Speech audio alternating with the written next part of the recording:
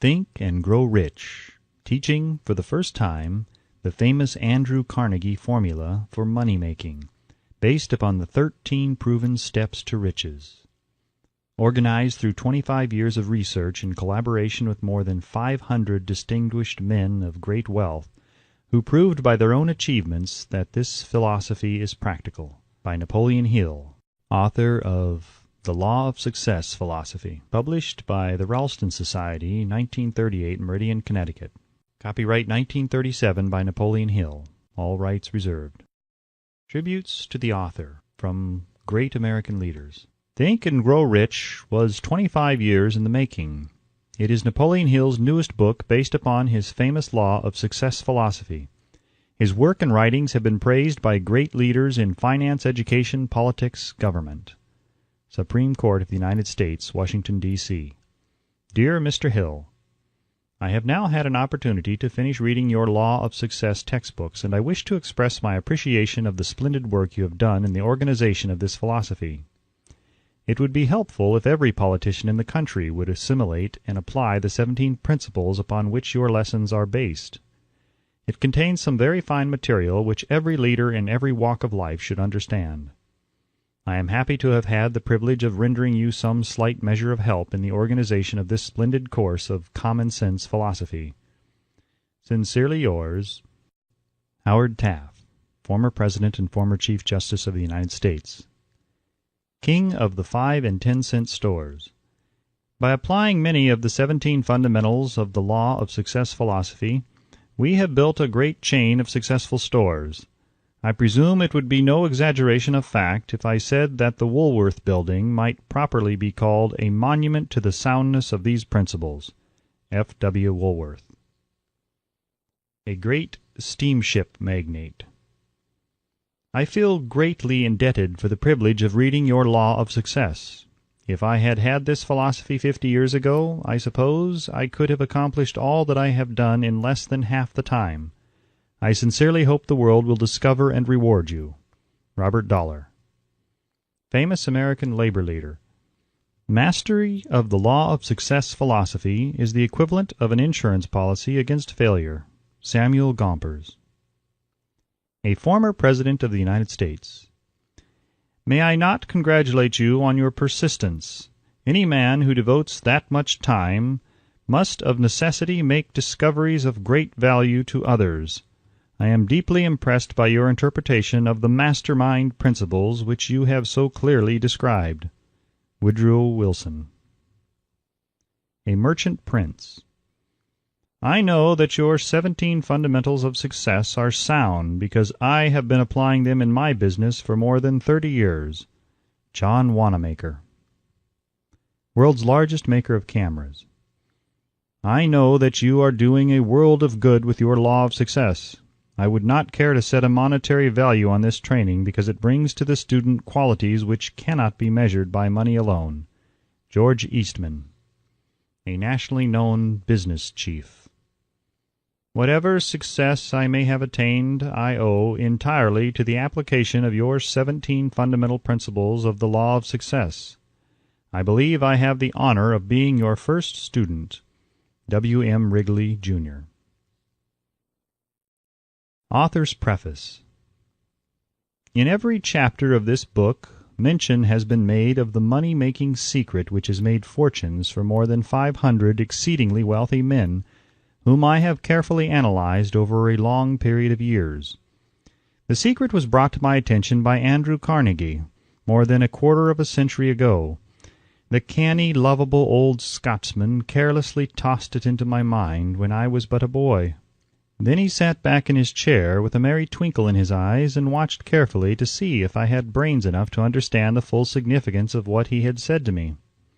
When he saw that I had grasped the idea, he asked if I would be willing to spend 20 years or more preparing myself to take it to the world, to men and women who, without the secret, might go through life as failures. I said I would, and with Mr. Carnegie's cooperation, I have kept my promise. This book contains the secret, after having been put to a practical test by thousands of people in almost every walk of life. It was Mr. Carnegie's idea that the magic formula, which gave him a stupendous fortune, ought to be placed within reach of people who do not have time to investigate how men make money, and it was his hope that I might test and demonstrate the soundness of the formula through the experience of men and women in every calling. He believed the formula should be taught in all public schools and colleges, and expressed the opinion that if it were properly taught it would so revolutionize the entire educational system that the time spent in school could be reduced to less than half. His experience with Mr. Charles M. Schwab and other young men of Mr. Schwab's type convinced Mr. Carnegie that much of that which is taught in the schools is of no value whatsoever in connection with the business of earning a living or accumulating riches. He had arrived at this decision because he had taken into his business one young man after another, many of them with but little schooling, and by coaching them in the use of this formula, developed in them rare leadership. Moreover, his coaching made fortunes for every one of them who followed his instructions. In the chapter on faith, you will read the astounding story of the organization of the giant United States Steel Corporation, as it was conceived and carried out by one of the young men through whom Mr. Carnegie proved that his formula will work for all who are ready for it. This single application of the secret, by that young man, Charles M. Schwab, made him a huge fortune in both money and opportunity. Roughly speaking, this particular application of the formula was worth $600 million. These facts, and they are facts well known to almost everyone who knew Mr. Carnegie, give you a fair idea of what the reading of this book may bring to you, provided you know what it is that you want. Even before it has undergone 20 years of practical testing, the secret was passed on to more than 100,000 men and women who have used it for their personal benefit, as Mr. Carnegie planned that they should. Some have made fortunes with it. Others have used it successfully in creating harmony in their homes. A clergyman used it so effectively that it brought him an income of upwards of $75,000 a year. Arthur Nash, a Cincinnati tailor, used his near-bankrupt business as a guinea pig on which to test the formula.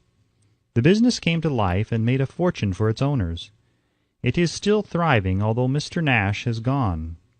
The experiment was so unique that newspapers and magazines gave it more than $1 million worth of laudatory publicity. The secret was passed on to Stuart Austin Weir of Dallas, Texas. He was ready for it, so ready that he gave up his profession and studied law. Did he succeed? That story is told too. I gave the secret to Jennings Randolph the day he graduated from college, and he has used it so successfully that he is now serving his third term as a member of Congress, with an excellent opportunity to keep on using it until it carries him to the White House. While serving as advertising manager of the LaSalle Extension University, when it was little more than a name, I had the privilege of seeing J.G. Chaplin, president of the university, use the formula so effectively that he has since made the LaSalle one of the great extension schools of the country. The secret to which I refer has been mentioned no fewer than 100 times throughout this book. It has not been directly named, for it seems to work more successfully when it is merely uncovered and left in sight, where those who are ready and searching for it may pick it up. That is why Mr. Carnegie tossed it to me so quietly without giving me its specific name. If you are ready to put it to use, you will recognize this secret at least once in every chapter. I wish I might feel privileged to tell you how you will know if you are ready, but that would deprive you of much of the benefit you will receive when you make the discovery in your own way. While this book was being written, my own son, who was then finishing the last year of his college work, picked up the manuscript of Chapter 2, read it, and discovered the secret for himself. He used the information so effectively that he went directly into a responsible position at a beginning salary greater than the average man ever earns. His story has been briefly described in Chapter 2. When you read it, perhaps you will dismiss any feeling you may have had at the beginning of the book that it promised too much. And 2, if you have ever been discouraged, if you have had difficulties to surmount which took the very soul out of you, If you have tried and failed, if you were ever handicapped by illness or physical affliction, this story of my son's discovery and use of the Carnegie formula may prove to be the oasis in the desert of lost hope for which you have been searching. This secret was extensively used by President Woodrow Wilson during the World War. It was passed on to every soldier who fought in the war, carefully wrapped in the training received before going to the front. President Wilson told me it was a strong factor in raising the funds needed for the war. More than 20 years ago, Honorable Manuel L. Quezon, then Resident Commissioner of the Philippine Islands, was inspired by the secret to gain freedom for his people. He has gained freedom for the Philippines and is the first president of the Free State. A peculiar thing about this secret is that those who once acquire it and use it find themselves literally swept on to success, with but little effort, and they never again submit to failure. If you doubt this, study the names of those who have used it, wherever they have been mentioned. Check their records for yourself, and be convinced. There is no such thing as something for nothing. The secret to which I refer cannot be had without a price, although the price is far less than its value. It cannot be had at any price by those who are not intentionally searching for it. It cannot be given away. It cannot be purchased for money, for the reason that it comes in two parts. One part is already in possession of those who are ready for it. The secret serves equally well all who are ready for it. Education has nothing to do with it. Long before I was born, the secret had found its way into the possession of Thomas A. Edison, and he used it so intelligently that he became the world's leading inventor, although he had but 3 months of schooling. The secret was passed on to a business associate of Mr. Edison. He used it so effectively that although he was then making only $12,000 a year, he accumulated a great fortune and retired from active business while still a young man. You'll find his story at the beginning of the first chapter. It should convince you that riches are not beyond your reach, that you can still be what you wish to be, that money, fame, recognition, and happiness can be had by all who are ready and determined to have these blessings. How do I know these things? You should have the answer before you finish this book. You may find it in the very first chapter or on the last page. While I was performing the 20-year task of research which I had undertaken at Mr. Carnegie's request, I analyzed hundreds of well-known men, many of whom admitted that they had accumulated their vast fortunes through the aid of the Carnegie secret. Among these men were Henry Ford, William Wrigley, Jr., John Wanamaker, James J. Hill, George S. Parker, E.M. Statler, Henry L. Doherty, Cyrus K. Curtis, George Eastman, Theodore Roosevelt, John W. Davis, Albert Hubbard, Wilbur Wright, William Jennings Bryan, Dr. Demitted Starr Jordan, J. Ogden Armour, Charles M. Schwab, Harris F. Williams, Dr. Frank Gonzalez, Daniel Willard, King Gillette, Ralph A. Weeks, Judge Daniel T. Wright, John D. Rockefeller, Thomas A. Edison, Frank A. Vanderlip, F. W. Woolworth, Colonel Robert A. Dollar, Edward A. Filene, Edwin C. Barnes, Arthur Brisbane, Woodrow Wilson, William Howard Taft, Luther Burbank, Edward W. Bach, Frank A. Munsey, Albert H. Gary, Dr. Alexander Graham Bell, John H. Patterson, Julius Rosenweld, Stuart Austin Weir, Dr. Frank Crane, George M. Alexander, J. G. Chaplin, Honorable Jennings Randolph, Arthur Nash, Clarence Darrow. These names represent but a small fraction of the hundreds of well-known Americans whose achievements, financially and otherwise, prove that those who understand and apply the Carnegie secret reach high stations in life. I have never known anyone who was inspired to use the secret who did not achieve noteworthy success in his chosen calling. I have never known any person to distinguish himself or to accumulate riches of any consequence without possession of the secret. From these two facts I draw the conclusion that the secret is more important as a part of the knowledge essential for self-determination than any which one receives through what is popularly known as education. What is education, anyway? This has been answered in full detail. As far as schooling is concerned, many of these men had very little. John Wanamaker once told me that what little schooling he had, he acquired in very much the same manner as a modern locomotive takes on water, by scooping it up as it runs. Henry Ford never reached high school, let alone college. I am not attempting to minimize the value of schooling, but I am trying to express my earnest belief that those who master and apply the secret will reach high stations, accumulate riches, and bargain with life on their own terms, even if their schooling has been meager. Somewhere, as you read, the secret to which I refer will jump from the page and stand boldly before you, if you are ready for it. When it appears, you will recognize it. Whether you receive the sign in the first or the last chapter, stop for a moment when it presents itself, and turn down a glass, for that occasion will mark the most important turning point of your life. We pass now to Chapter 1, and to the story of my very dear friend who has generously acknowledged having seen the mystic sign, and whose business achievements are evidence enough that he turned down a glass. As you read his story and the others, remember that they deal with the important problems of life such as all men experience. The problems arising from one's endeavor to earn a living, to find hope, courage, contentment, and peace of mind, to accumulate riches and to enjoy freedom of body and spirit. Remember, too, as you go through the book, that it deals with facts and not with fiction, its purpose being to convey a great universal truth through which all who are ready may learn, not only what to do, but also how to do it, and receive as well the needed stimulus to make a start. As a final word of preparation, before you begin the first chapter, may I offer one brief suggestion which may provide a clue by which the Carnegie secret may be recognized. It is this: all achievement, all earned riches have their beginning in an idea.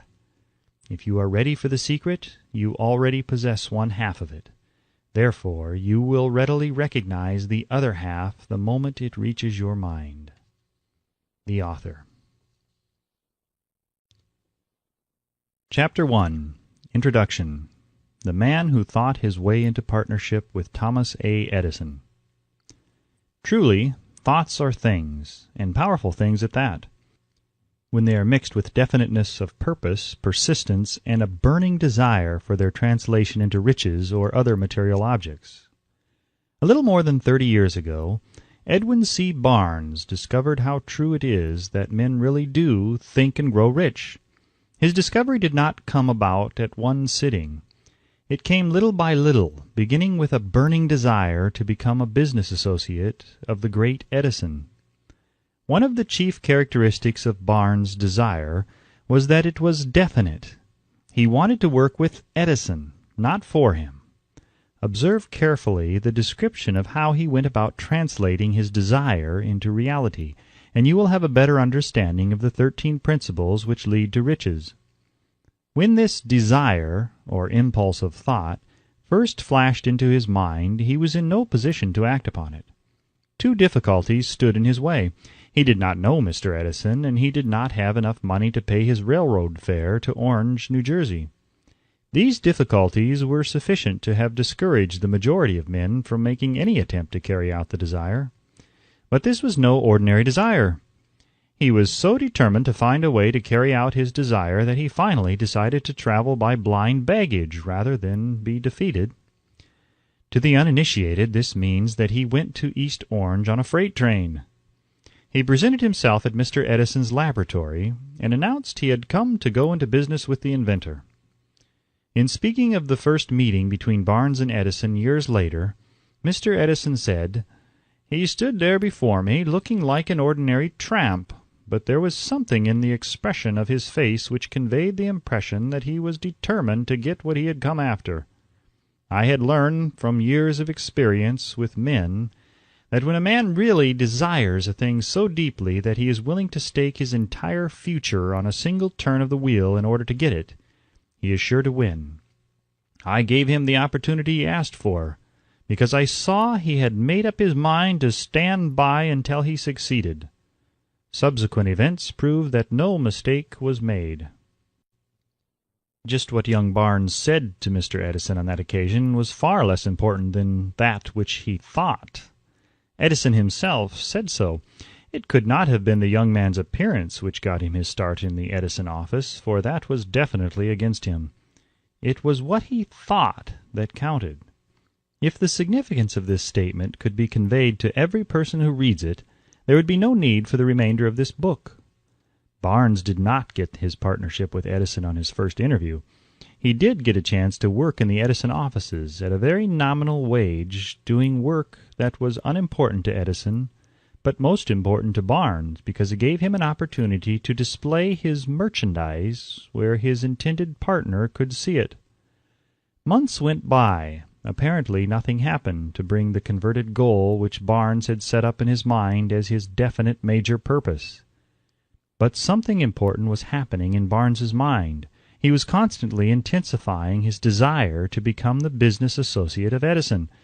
Psychologists have correctly said that when one is truly ready for a thing, it puts in its appearance. Barnes was ready for a business association with Edison. Moreover, he was determined to remain ready until he got that which he was seeking. He did not say to himself, "Ah, well, what's the use? I guess I'll change my mind and try for a salesman's job." But he did say, "I came here to go into business with Edison, and I'll accomplish this end if it takes the remainder of my life." He meant it. What a different story men would have to tell if only they would adopt a definite purpose, and stand by that purpose until it had time to become an all-consuming obsession. Maybe young Barnes did not know it at the time, but his bulldog determination, his persistence in standing back of a single desire, was destined to mow down all opposition and bring him the opportunity he was seeking. When the opportunity came, it appeared in a different form, and from a different direction than Barnes had expected. That is one of the tricks of opportunity. It has a sly habit of slipping in by the back door, and often it comes disguised in the form of misfortune or temporary defeat. Perhaps this is why so many fail to recognize opportunity. Mr. Edison had just perfected a new office device known at that time as the Edison dictating machine, now the Ediphone. His salesmen were not enthusiastic over the machine.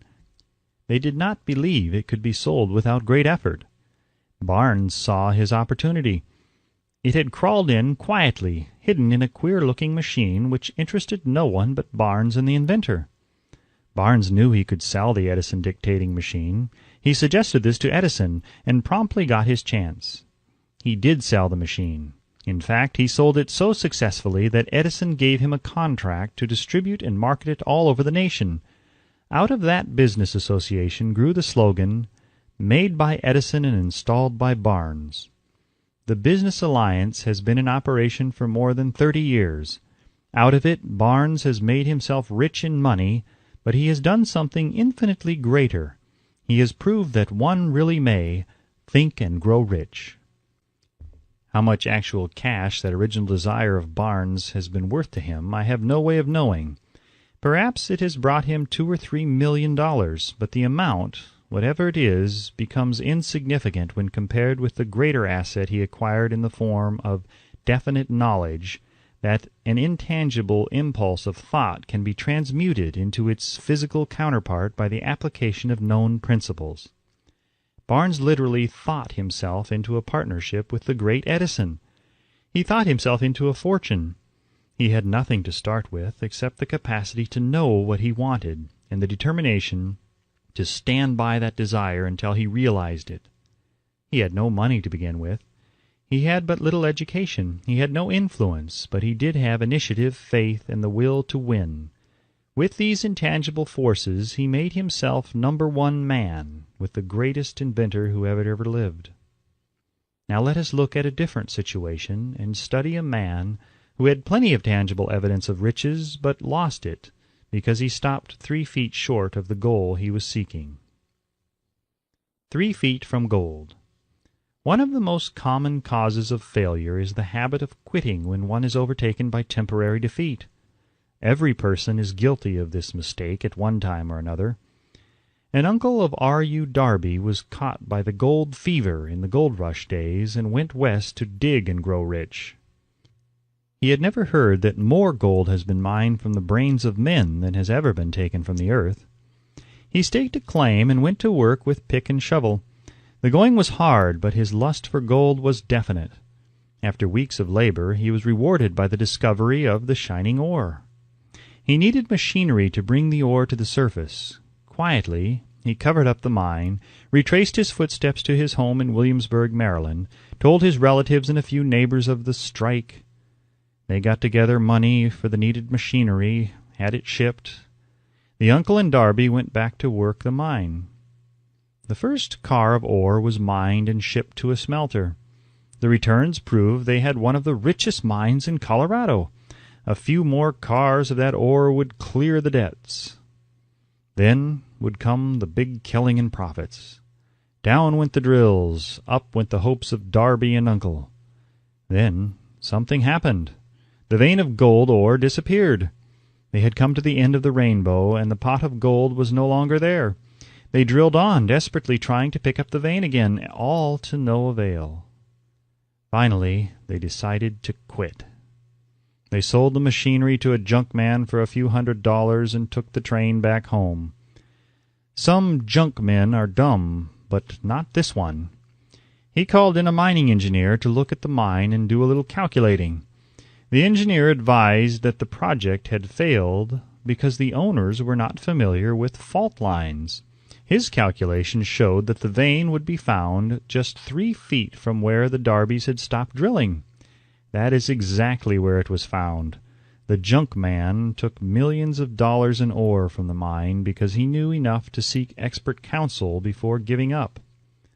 Most of the money which went into the machinery was procured through the efforts of R.U. Darby, who was then a very young man. The money came from his relatives and neighbors because of their faith in him. He paid back every dollar of it, although he was years in doing so. Long afterward, Mr. Darby recouped his loss many times over when he made the discovery that desire can be transmuted into gold. The discovery came after he went into the business of selling life insurance. Remembering that he had lost a huge fortune because he stopped 3 feet from gold, Darby profited by the experience in his chosen work by the simple method of saying to himself, "I stopped 3 feet from gold, but I will never stop because men say no when I ask them to buy insurance." Darby is one of a small group of fewer than 50 men who sell more than $1 million in life insurance annually. He owes his stickability to the lesson he learned from his quitability in the gold mining business. Before success comes in any man's life, he is sure to meet with much temporary defeat, and perhaps some failure. When defeat overtakes a man, the easiest and most logical thing to do is to quit. That is exactly what the majority of men do. More than 500 of the most successful men this country has ever known told the author their greatest success came just one step beyond the point at which defeat had overtaken them. Failure is a trickster with a keen sense of irony and cunning. It takes great delight in tripping one when success is almost within reach. A 50-cent lesson in persistence. Shortly after Mr. Darby received his degree from the University of Hard Knocks and had decided to profit by his experience in the gold mining business, he had the good fortune to be present on an occasion that proved to him that no does not necessarily mean no. One afternoon he was helping his uncle grind wheat in an old-fashioned mill.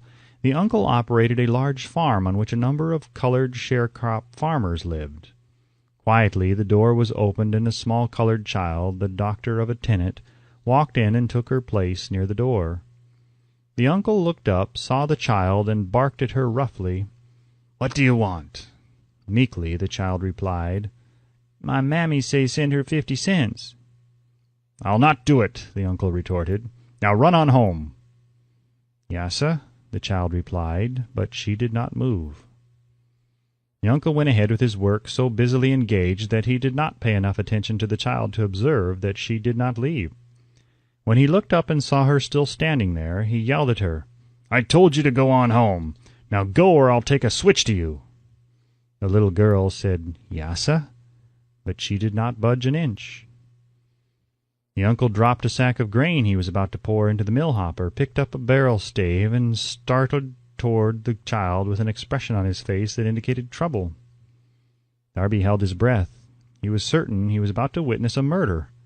He knew his uncle had a fierce temper. He knew that the colored children were not supposed to defy white people in that part of the country. When the uncle reached the spot where the child was standing, she quickly stepped forward, one step, looked up into his eyes, and screamed at the top of her shrill voice, "My mammy's got to have that 50 cents!" The uncle stopped, looked at her for a minute, then slowly laid the barrel stave on the floor, put his hand in his pocket, took out $50, and gave it to her.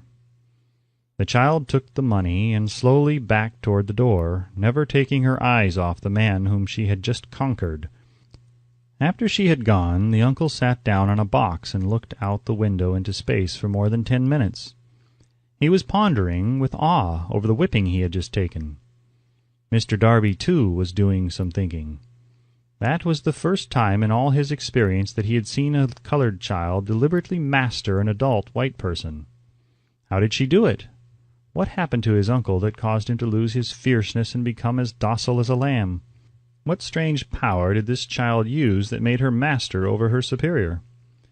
These and other similar questions flashed into Darby's mind, but he did not find the answer until years later when he told me the story.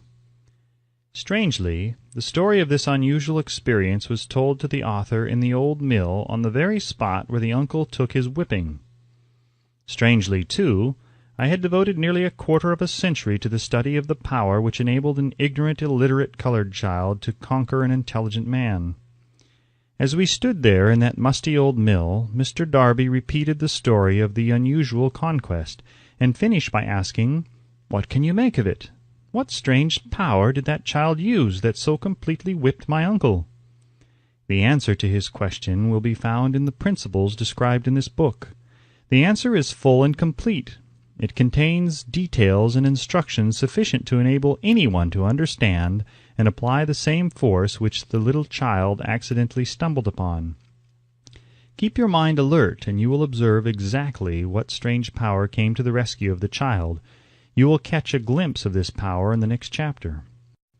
Somewhere in the book you will find an idea that will quicken your receptive powers and place at your command, for your own benefit, this same irresistible power.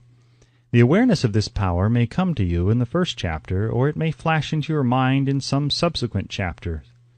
It may come in the form of a single idea, or it may come in the nature of a plan or a purpose.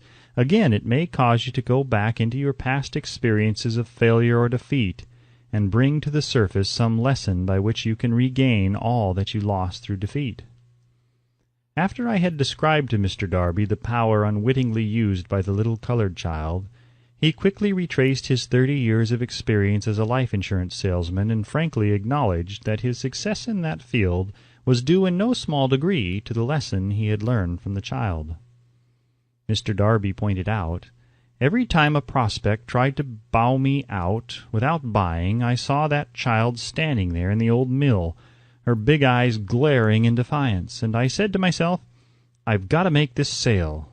The better portion of all sales I have made were made after people had said no. He recalled, too, his mistake in having stopped only 3 feet from gold. But, he said, that experience was a blessing in disguise. It taught me to keep on keeping on, no matter how hard the going may be, a lesson I needed to learn before I could succeed in anything. This story of Mr. Darby and his uncle, the colored child, and the gold mine doubtless will be read by hundreds of men who make their living by selling life insurance, and to all of these the author wishes to offer the suggestion that Darby owes to these 2 experiences in his ability to sell more than $1 million of life insurance every year. Life is strange and often imponderable. Both the successes and the failures have their roots in simple experiences. Mr. Darby's experiences were commonplace and simple enough. Yet they held the answer to his destiny in life. Therefore they were as important to him as life itself. He profited by these 2 dramatic experiences because he analyzed them and found the lesson they taught. But what of the man who has neither the time nor the inclination to study failure in search of knowledge that may lead to success? Where and how is he to learn the art of converting defeat into stepping stones to opportunity? In the answer to these questions this book was written. The answer called for a description of 13 principles, but remember, as you read, the answer you may be seeking to the questions which have caused you to ponder over the strangeness of life may be found in your own mind, through some idea, plan, or purpose which may spring into your mind as you read. One sound idea is all that one needs to achieve success. The principles described in this book contain the best and the most practical of all that is known concerning the ways and means of creating useful ideas. Before we go any further in our approach to the description of these principles, we believe you are entitled to receive this important suggestion. When riches begin to come, they come so quickly in such great abundance that one wonders where they have been hiding during all those lean years. This is an astounding statement, and all the more so when we take into consideration the popular belief that riches come only to those who work hard and long. When you begin to think and grow rich, you will observe that riches begin with a state of mind, with definiteness of purpose, with little or no hard work. You and every other person ought to be interested in knowing how to acquire that state of mind which will attract riches. I spent 25 years in research, analyzing more than 25,000 people, because I too wanted to know how wealthy men become that way. Without that research, this book could not have been written. Here take notice of a very significant truth, viz., the business depression started in 1929 and continued on to an all-time record of destruction until some time after President Roosevelt entered office. Then the depression began to fade into nothingness. Just as an electrician in a theater raises the light so gradually that darkness is transmuted into light before you realize it, so did the spell of fear in the minds of the people gradually fade away and become faith. Observe very closely as soon as you master the principles of this philosophy and begin to follow the instructions for applying those principles. Your financial status will begin to improve, and everything you touch will begin to transmute itself into an asset for your own benefit. Impossible? Not at all! One of the main weaknesses of mankind is the average man's familiarity with the word impossible. He knows all the rules which will not work. He knows all the things which cannot be done. This book was written for those who seek the rules which have made others successful and are willing to stake everything on those rules. A great many years ago I purchased a fine dictionary. The first thing I did with it was to turn to the word impossible and neatly clip it out of the book. That would not be an unwise thing for you to do. Success comes to those who become success-conscious. Failure comes to those who indifferently allow themselves to become failure-conscious. The object of this book is to help all who seek it to learn the art of changing their minds from failure-consciousness to success-consciousness. Another weakness found in altogether too many people is the habit of measuring everything and everyone by their own impressions and beliefs. Some who will read this will believe that no one can think and grow rich. They cannot think in terms of riches because their thought habits have been steeped in poverty, want, misery, failure, and defeat. These unfortunate people remind me of the prominent Chinese who came to America to be educated in American ways. He attended the University of Chicago. One day, President Harper met this young Oriental on the campus, stopped to chat with him for a few minutes, and asked what had impressed him as being the most noticeable characteristic of the American people. "Why," the Chinaman exclaimed, "the queer slant of your eyes! Your eyes are off slant." What do we say about the Chinese? We refuse to believe that which we do not understand. We foolishly believe that our own limitations are the proper measurement of limitations. Sure, the other fellow's eyes are off slant because they are not the same as our own. Millions of people look at the achievements of Henry Ford after he has arrived and envy him because of his good fortune or luck or genius or whatever it is that they credit for Ford's fortune. Perhaps one person in every 100,000 knows the secret of Ford's success, and those who do know are too modest or too reluctant to speak of it because of its simplicity. A single transaction will illustrate the secret perfectly. A few years back, Ford decided to produce his now famous V8 motor. He chose to build an engine with the entire 8 cylinders cast in one block, and instructed his engineers to produce a design for the engine. The design was placed on paper, but the engineers agreed to a man that it was simply impossible to cast an 8-cylinder gas engine block in one piece. Ford said, "Produce it anyway." "But," they replied, "it's impossible." "Go ahead," Ford commanded, "and stay on the job until you succeed, no matter how much time is required." The engineers went ahead. There was nothing else for them to do if they were to remain on the Ford staff. 6 months went by, nothing happened. Another 6 months passed, and still nothing happened. The engineers tried every conceivable plan to carry out the orders, but the thing seemed out of the question. Impossible! At the end of the year, Ford checked with his engineers, and again they informed him that they had found no way to carry out his orders. "Go right ahead," said Ford. "I want it, and I'll have it." They went ahead, and then, as if by a stroke of magic, the secret was discovered. The Ford determination had won once more. This story may not be described with minute accuracy, but the sum and substance of it is correct. Deduce from it, you who wish to think and grow rich, the secret of the Ford millions, if you can. You will not have to look very far. Henry Ford is a success because he understands and applies the principles of success. One of these is desire, knowing what one wants. Remember this Ford story as you read, and pick out the lines in which the secret of his stupendous achievement has been described. If you can do this, if you can lay your finger on the particular group of principles which made Henry Ford rich, you can equal his achievements in almost any calling for which you are suited. You are the master of your fate, the captain of your soul, because when Henley wrote the prophetic lines, "I am the master of my fate, I am the captain of my soul," he should have informed us that we are the masters of our fate, the captains of our souls, because we have the power to control our thoughts. He should have told us that the ether in which this little earth floats, in which we move and have our being, is a form of energy moving at an inconceivably high rate of vibration, and that the ether is filled with a form of universal power which adapts itself to the nature of the thoughts we hold in our minds, and influences us in natural ways to transmute our thoughts into their physical equivalent.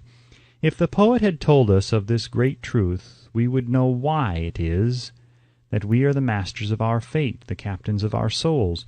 He should have told us with great emphasis that this power makes no attempt to discriminate between the destructive thoughts and the constructive thoughts, that it will urge us to translate into physical reality thoughts of poverty just as quickly as it will influence us to act upon thoughts of riches. He should have told us, too, that our brains become magnetized with the dominating thoughts which we hold in our minds, and by means with which no man is familiar, these magnets attract to us the forces, the people, the circumstances of life which harmonize with the nature of our dominating thoughts. He should have told us that before we can accumulate riches in great abundance, we must magnetize our minds with intense desire for riches, that we must become money-conscious until the desire for money drives us to create definite plans for acquiring it.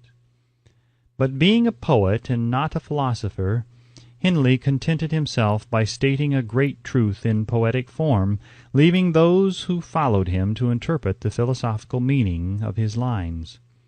Little by little the truth has unfolded itself until it now appears certain that the principles described in this book hold the secret of mastery over our economic fate.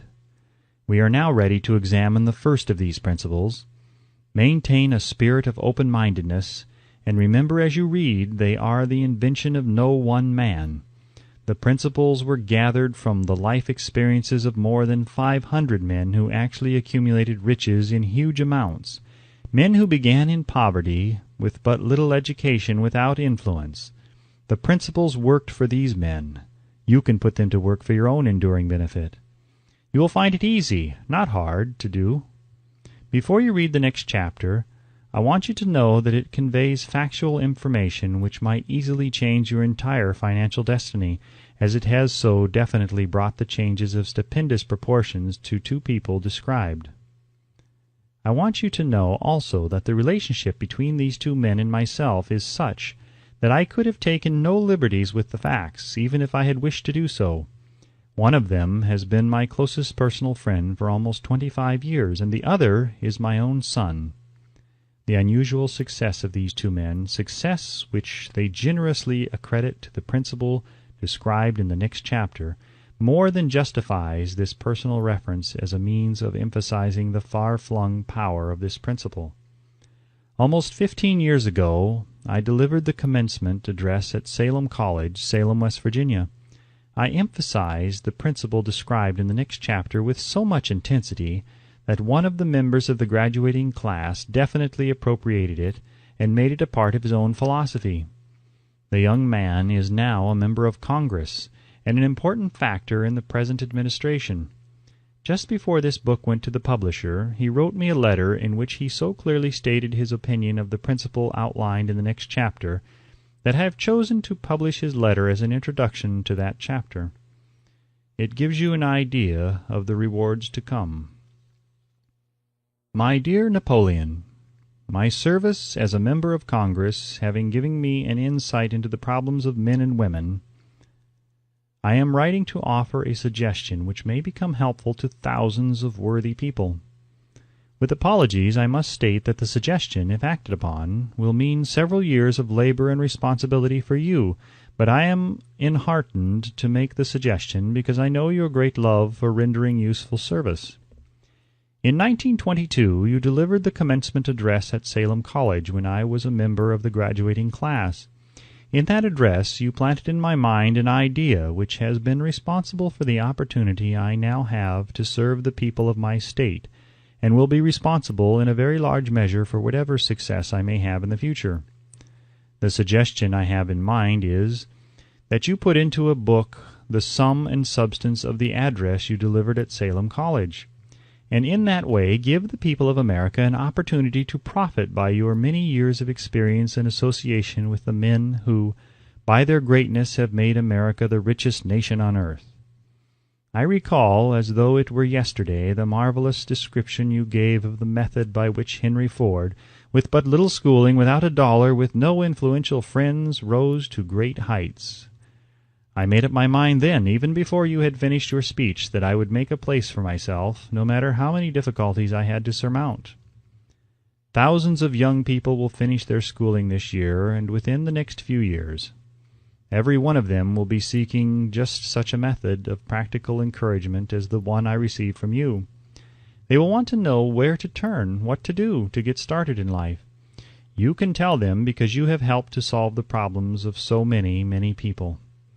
If there is any possible way that you can afford to render so great a service, may I offer the suggestion that you include with every book one of your personal analysis charts, in order that the purchaser of the book may have the benefit of a complete self-inventory, indicating, as you indicated to me years ago, exactly what is standing in the way of success. Such a service as this, providing the readers of your book with a complete, unbiased picture of their faults and their virtues, would mean to them the difference between success and failure. The service would be priceless. Millions of people are now facing the problem of staging a comeback because of the Depression, and I speak from personal experience when I say I know these earnest people would welcome the opportunity to tell you their problems and to receive your suggestions for the solution. You know the problems of those who face the necessity of beginning all over again. There are thousands of people in America today who would like to know how they can convert ideas into money, people who must start at scratch without finances and recoup their losses. If anyone can help them, you can. If you publish the book, I would like to own the first copy that comes from the press, personally autographed by you. With best wishes, believe me, cordially yours, Jennings Randolph. This ends Chapter 1 of Think and Grow Rich by Napoleon Hill, and read by Sean Penning, author of the new novel The Cicadas. If you've enjoyed this recording and would like to hear more, please watch your email carefully for correspondence from thecicadas.com, as we will notify you when the next chapter is ready. If you would like to support more efforts like this, please consider purchasing The Cicadas, now available in a rare pre-published format and at a special low sales price to anyone who places a vote for the book's cover art. The website is thecicadas.com, thecicadas.com. This recording is copyright 2008 by Sean Penning and Penimation Publishing, LLC. Thank you for listening.